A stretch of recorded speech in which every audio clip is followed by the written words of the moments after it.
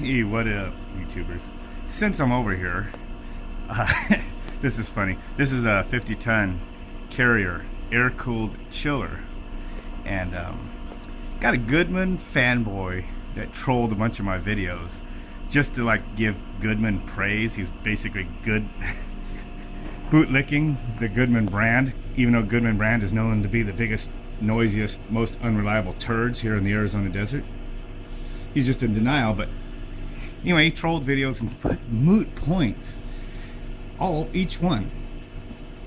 You know, like you said on this one, I had one where I changed those fan motors, and he goes, see, Goodman's not the only one that's noisy. I'm like, there's a difference here, buddy. Let me explain that to him, just in case he didn't get it the first time.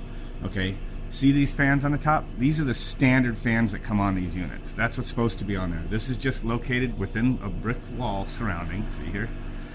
And somebody, when they ordered this unit, they put the high static fan option, which was like 5 horsepower motors with those fiberglass high-speed fan blades, and then they had the little shrouds that go up about 12 inches on each one. Those are intended that like you stick this in a parking garage or someplace where you have high static, like you have a ductwork carrying it up and out, like say a building like that over there, like where this was down at ground level, and you have a ductwork carrying the air way up. You needed high static fans for that. This is an open air. It didn't need those. So yeah, it sounded like a freaking hurricane. It was loud. Now it's quieter than your typical Goodman. And guess what? It is. Especially those brown turd Goodmans. Oh man, those things were loud. And it ain't like it was like 1 or 2 bad years for Goodman. Goodman produced those from the late 90s into the later 2000s just like that. All rickety, loud compressor, loud fan, just rattling itself to pieces. And if it would have been inside an amphitheater like this is, all this brick that's around here, it would be the same thing. That one little 5-ton residential unit would be to where these people wouldn't even want to keep their doors open.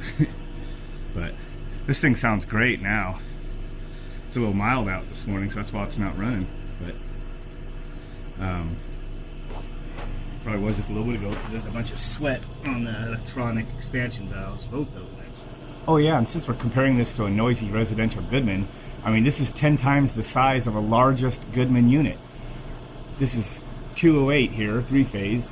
Running load amps on one compressor is 106. Running load amps on the other one is 147. So yeah, they're considerably larger than those POS Bristols, or even the Scrolls that they probably have made cheaper somehow for them. And then on the fans, it's got six of them, 3-phase, 4.7 horsepower. Actually, that's the high static option that somebody ordered. These are like 1 horsepower now. But still, it's got 6 1-horsepower condenser fan motors on it. That's more power and fan motors than a Goodman has for its compressor. Okay, the unit is humming away out there. If that was a Goodman unit built throughout the 90s and throughout the 2000s, you would be hearing that sucker in here right now.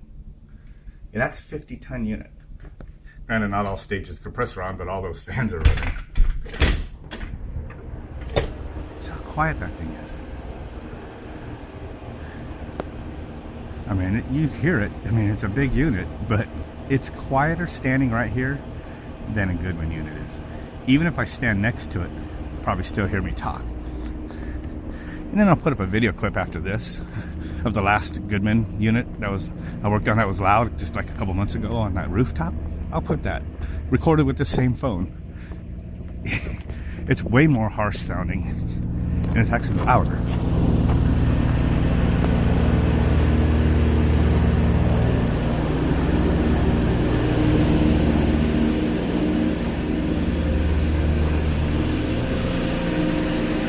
This is a big unit.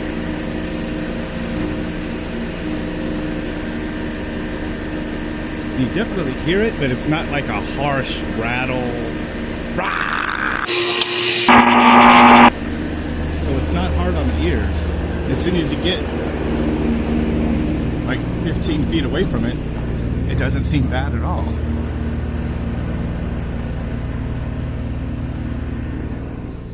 And if a Goodman was inside of that amphitheater rattling like that, holy hell.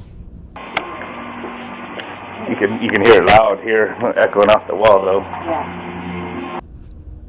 See, you stand out here, it's not loud at all. But you'd have those Goodman units, heat pumps in the back of people's yards, and you'd go into the neighbor's yard on the other side of their brick wall. Oh man, loud as hell. And by the way, I'm not just picking on Goodman units because like I'm a fanboy of just Train or whatever. You know, the stuff on Train that is crap, I call out for being crap.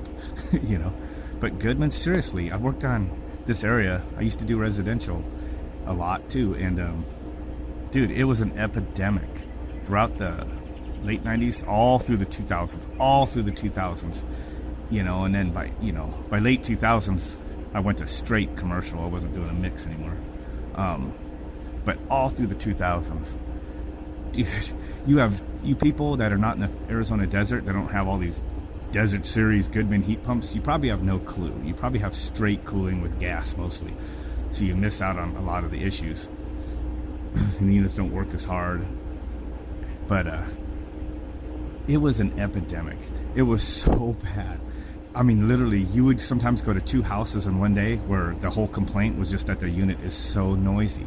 And it was always a Goodman Desert Series heat pump. You know, and then you go to people where, you know, the neighbors were paying for the service call for you to please make their unit quieter, you know. I've never heard of homeowner associations, you know, having discussions based on how crappy the Goodman units are, and that a large percentage of them are having the same failure rates, the noise, the fan relay, that thermal fan relay up in the attic or in the package unit that would fail religiously and be replaced like 2 and 3 times before someone would be smart enough to not put that piece of shit Goodman OEM part back in there, and instead put just a regular, you know, 9340, you know, relay or a Honeywell fan manager or something in there that was reliable. You know, or the little distributor tubes that we called cap tubes because they were so thin and they would vibrate and leak. There was an epidemic of those. You would fix one, and then like the next couple weeks or months later, I mean real close time frames though, you would go to the same street and go to the neighbor's house fixing the same thing. And they started picking up on this, and they would talk about this stuff in a homeowners association. My wife used to work for Charlie for 8 years, okay? So I know what I'm talking about when I say they made a special arrangement between the builder and Charlie where they gave a discounted rate if that was the leak. They only charged like a couple $100. It was like just enough for materials and stuff, you know, to break even. No profit to fix those tube leaks because those Goodmans were such pieces of shits, and people were catching on that they were pieces of shits. They were prone to leak. It was a bad design, period. Case closed. End of story. I've never known another AC unit brand in my HVAC lifetime that caused people to discuss it in homeowner associations, to gang up on the builder, then that would go to the installation contractor, who would also have to contact the Goodman reps. Yes, it was that bad. Because Goodmans were known and are known for being pieces of shits. Maybe the last couple of years are a lot better, even though they're still flimsy and cheaper than others. They're a lot better, but that doesn't wipe away their history of being the biggest turds in the Phoenix desert.